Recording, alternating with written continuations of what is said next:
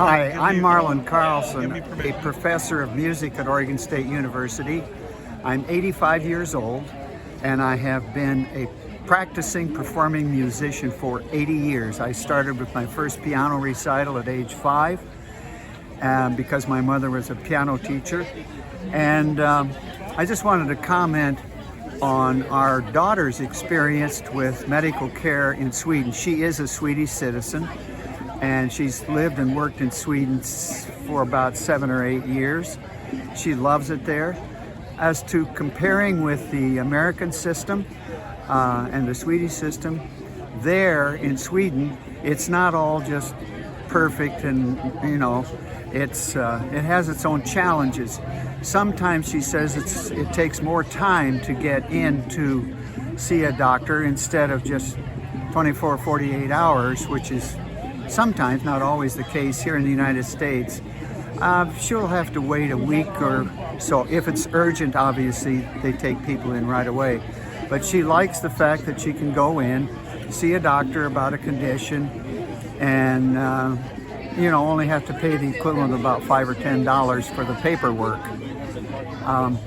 I believe that the statistics will show that health care for the average Swede works out to be considerably less than the health care cost for the average American. We spend probably twice, at least what I've read, we spend twice the dollars to get roughly the equivalent health care in the United States. And of course, many people are, their life choices and their career choices are dictated by the health insurance system that we have. In Sweden, if you're working for ABC company in Malmö and you get a good job offer in Gothenburg with XYZ,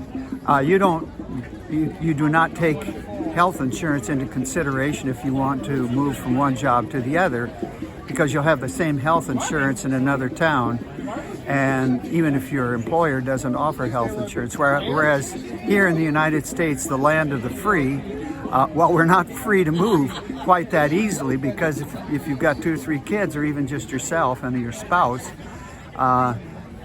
health insurance availability through your new company will be a big factor in whether you take another job that might be professionally an advancement, but because of health insurance, you're kind of trapped where you are unless you're willing to pay for it on your own. This is not the case in Sweden. We don't think of the Swedes, being socialists, as having freedom quite what we have here in the United States. We are the land of the free. We're more free than any other people in the world, as we like to think. But if you don't have transportable health insurance, I think that's a restriction on one's freedom. And so I think we need to work a little harder to provide universal health care for everyone. It'll end up, at least according to the statistics and the projections, it would end up costing Americans in the aggregate less money for health care than what we're currently paying.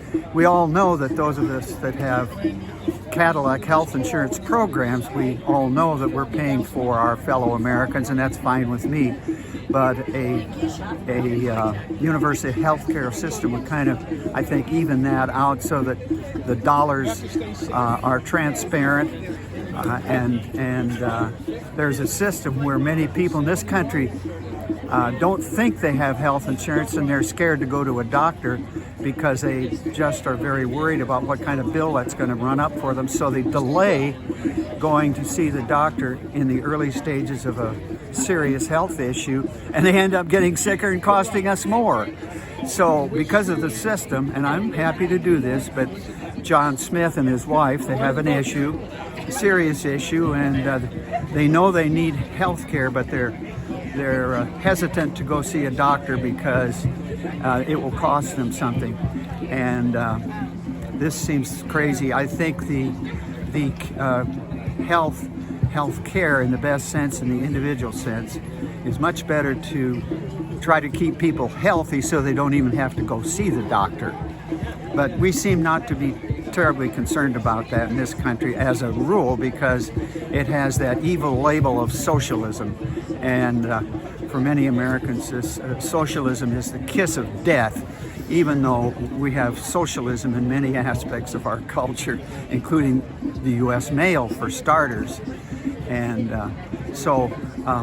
anyway, I would urge people to think seriously about the support for universal health care for the United States and vote for those candidates that are at least talking about it.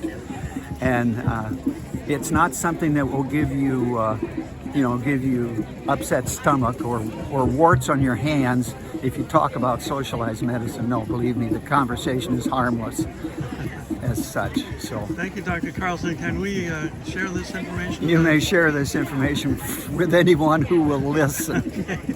Thank you so much. Thank you.